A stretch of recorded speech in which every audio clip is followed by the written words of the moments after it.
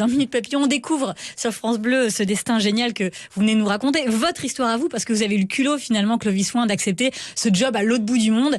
Vous étiez jeune comédien, vous vous êtes dit, pourquoi pas, allons donner la réplique à Mike Tyson. Jouons dans le même film que Steven Seagal, parce que vous aviez une bonne tête de méchant. Mike Tyson d'ailleurs, qui vous adore, il vous invite au petit-déj. Là, vous aviez le droit de manger à ce moment-là. Ouais. Qu'est-ce qu'il vous dit ? De quoi il vous parle ? Il y a une passion commune autour de l'histoire. Oui, tout de suite, il me dit, what is your real name? C'est quoi ton véritable nom? Et je dis Clovis. Et il me dit, are you fucking kidding? C'est-à-dire, mais tu te fous de ma gueule? Et je dis, non, je m'appelle vraiment Clovis. Et il me dit, I know everything about this shit, you know, the Capetian, the Carolingians. Ça veut dire, ouais, je sais tout à propos de ça, les Carolingiens et les putains de Capétiens. Et donc là, je suis très très étonné. Et je dis, mais c'est quand même dingue cette histoire. Et donc il me dit, voilà, tous les matins, je vais mettre mon plateau de petit déjeuner en face du tien et puis on va parler de roi de France. Wow. Et voilà. Et il me dit, est-ce que tu connais Pépin the Short? Et moi je dis, oui, je connais très bien Pépin le Bref.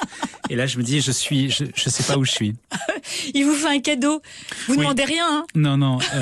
Il me donne sa PlayStation. Non. Ouais. Et une photo de lui aussi, je crois. Une photo de lui dédicacée.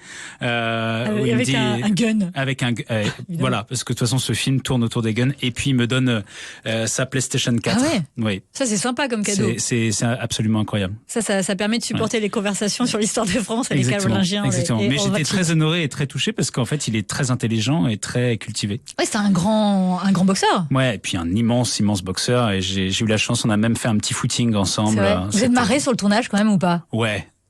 Parce que lui, il avait l'impression de tourner un peu de la merde aussi ou pas? Oui, je crois qu'en fait, il se pose pas vraiment les questions il fait les choses et puis voilà, je crois qu'en plus à ce moment-là, il avait un peu besoin de se renflouer, donc voilà, il était plutôt très, il était content de le faire et puis. Avec des journées à rallonge quand même, Clovis Fouin, parce que ça vous a choqué. Combien d'heures vous tourniez et combien de nombre de scènes? Et comment on fait en France pour vraiment comparer et qu'on comprenne pourquoi c'était fou? C'est simple. Normalement, une journée de tournage en France, c'est à peu près 12 heures. Des fois un tout petit peu plus. Là, en fait, il y a une période où j'enchaînais les journées de 18 heures de tournage.